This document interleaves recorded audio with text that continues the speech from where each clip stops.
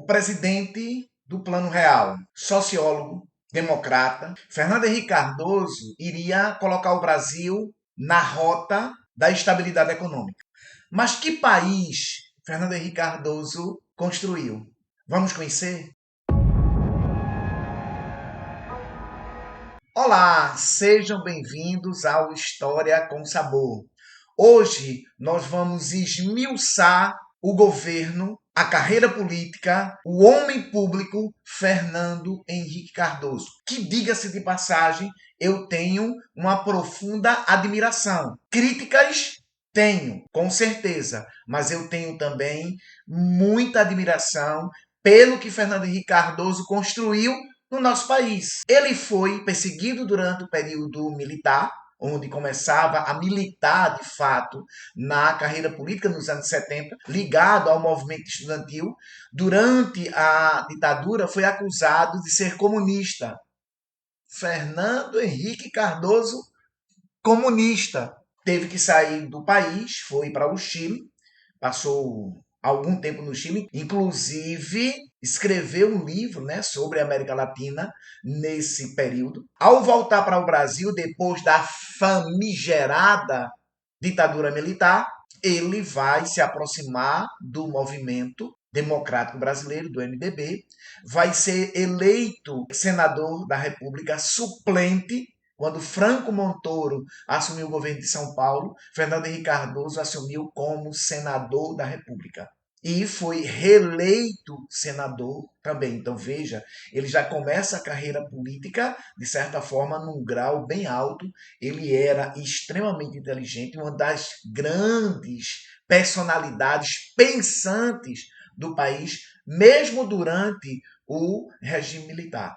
Ele vai se notabilizar principalmente quando assume a pasta da economia durante o governo de Itamar Franco. O curto governo de Itamar Franco. Ele vai ser sempre lembrado como o pai do Plano Real, como o pai da estabilidade econômica do país. Você que está me assistindo agora, com certeza você e muitos vão ser filhos dessa estabilidade econômica organizada, criada, imaginada e colocada em prática pela equipe comandada por Fernando Henrique Cardoso. Então, claro que ele tem uma importância muito grande dentro da história do país. Não apenas como presidente, mas como um homem público que solucionou um grave problema brasileiro, a inflação. Como Fernando Henrique chegou ao poder? Era natural que ele fosse candidato de Itamar Franco. Organizou, planejou e colocou para funcionar o plano de estabilidade econômica que nós, obviamente, conhecemos como Plano Real. Fernando Henrique, ele era um candidato natural à presidência da República e foi apoiado, claro, por Itamar Franco. Vai para a disputa eleitoral com Luiz Inácio Lula da Silva, novamente candidato, que com certeza teria o apoio de uma grande parcela da população. Porém, naquela época, Lula ainda era um sapo barbudo, ex-bravejador, que dizia que iria dar calote na dívida externa, que o Brasil era roubado pelos bancos internacionais. Com esse discurso, Lula tinha muito voto, mas não o suficiente para levá-lo, obviamente, à presidência da República. Fernando Henrique Cardoso, por outro lado, além de ser muito mais bem articulado nesse momento do que Lula, ele ainda tinha a favor dele a estabilidade econômica. E claro que ele vai usar à torta e à direita essa questão da estabilidade e de dizer que Lula iria matar o Plano Real, que ele iria tirar, obviamente, do povo brasileiro o plano que tinha dado a estabilidade econômica. No entanto, a campanha, apesar de dura, ela foi democrática, com Lula puxando uma parte grande da parcela mais pobre e Fernando Henrique Cardoso surfando na questão da estabilidade do Plano Real. Ele foi eleito no primeiro turno e começou o mandato com todos os louros de um presidente que, claro, tinha uma grande parcela da população ao seu lado. Em seu mandato, Fernando Henrique Cardoso tinha a inflação domada, ou seja, A inflação ela dava por volta de 1,5% ao mês, o que era, obviamente, pouquíssimo para uma inflação que o povo brasileiro aprendeu a conviver. É claro que Fernando Henrique Cardoso começou a todo vapor. Ao mesmo tempo, a gente não pode esquecer que durante a campanha ele deixou claro que era liberal, que ia implantar o liberalismo de vez no Brasil, coisa que, coisa que Fernando Collor de Mello deu os primeiros passos para esse tão sonhado liberalismo tupiniquim. Fernando Henrique Cardoso, ele vai incentivar muito a questão da produtividade, claro, né? O Brasil com a estabilidade econômica, o povo, na realidade, terminava consumindo mais, e claro, o setor produtivo ele foi muito beneficiado com essa estabilidade econômica. A produtividade do Brasil, ela, claro, aumenta bastante. Ao mesmo tempo, Fernando Henrique Cardoso coloca em prática a questão das privatizações, que é talvez um dos pontos fortes da questão da política liberal. O Estado cada vez menos resolvendo os problemas econômicos. Ou melhor, o Estado cada vez menos dentro do setor de produção, dentro do setor de criação de riqueza do país. Isso ficava a cargo do setor privado. Ele vai ter duas grandes privatizações que realmente chamam a atenção. Vai ter as privatizações menores, mas essas duas realmente chamam a atenção. A privatização do Vale do Rio Doce, que eu não concordo, porque até hoje é uma das grandes empresas produtoras de minério, então eu não vou concordar, mas tem um detalhe, ele vende com um preço bem menor e vai também privatizar a Telebrás. Essa privatização eu concordo. Então, claro que o setor ele deveria ter sido realmente privatizado. Apesar de que sempre fica uma ponta que o Estado poderia investir e ter esse controle. Mas eu concordo que a privatização da Telebrás ela foi coerente. Não concordo com a Vale.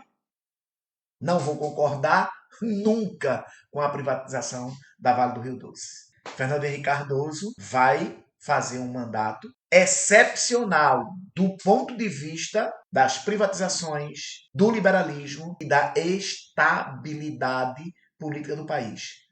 Mas e o resto? Agora uma pergunta para vocês. Fernando Henrique Cardoso foi populista? Será que o Plano Real, a eleição de Fernando Henrique Cardoso, não puxou para o populismo? Será que a eleição de Fernando Henrique Cardoso, o Plano Real, não puxou para o lado populista quando ele afirmava que Lula iria destruir o Plano Real? Mas vamos lá. O que ele fez pela população mais pobre? Nós sabemos que a sua esposa, Ruth Cardoso de Mello, ela foi muito atuante, foi uma primeira-dama muito atuante no segmento das minorias, da questão social. Ela realmente se envolveu muito nesse contexto. Palmas para a dona Ruth. Claro que Fernando Henrique Cardoso vai ter sim o lado populista, mas era pequeno. Mas ele implantou algumas sementes que vão dar ao próximo governante, que vai ser Luiz Inácio Lula da Silva, depois dos 2 mandatos de Fernando Henrique Cardoso, a possibilidade de aumentar o que Fernando Henrique Cardoso plantou a semente. Ele vai criar o Bolsa Alimentação, ele vai criar o Vale Gás. Na realidade, ele cria alguns elementos que são soltos. Quando Lula assume, ele vai juntar tudo. Mas Fernando Henrique Cardoso plantou as sementes do assistencialismo. Ou melhor, eu vou colocar de outra forma, a assistência do Estado às famílias mais necessitadas foi plantada por Fernando Henrique Cardoso. Vamos falar agora da reeleição de Fernando Henrique Cardoso. Um presidente que deu a estabilidade política e econômica ao país. Professor, mas política, gente, é inegável que a estabilidade do país econômica, ela vai trazer a estabilidade política. Isso é quase que natural. Então, Fernando Henrique Cardoso ele vai ter uma importância muito grande para o país em todos os sentidos. Talvez a gente não tenha noção do tamanho da importância que Fernando Henrique Cardoso teve para o nosso país pós-ditadura militar. Mas o projeto de reeleição, ele passa por alguns pontos que eu particularmente discordo. Teve deputados que vendeu a questão do voto aprovando a reeleição. Inclusive, há ali, né, uma entrevista de Recupero, que era ministro de Fernando Henrique Cardoso, que deve ter soltado alguma coisa ali em relação a essa compra de votos. Macula um pouco a questão da reeleição em si. No entanto, não tira a questão do direito de Fernando Henrique Cardoso fazer uma emenda constitucional e se reeleger. Porém, eu sou contra a reeleição. Poderia se aumentar o mandato do presidente, do governador e do prefeito para 5, talvez até 6 anos. Mas eu não concordo com a reeleição. Não vou concordar nunca com a reeleição. Mas foi um dos pontos que eu critico o Fernando Henrique Cardoso. Das poucas críticas que eu faço.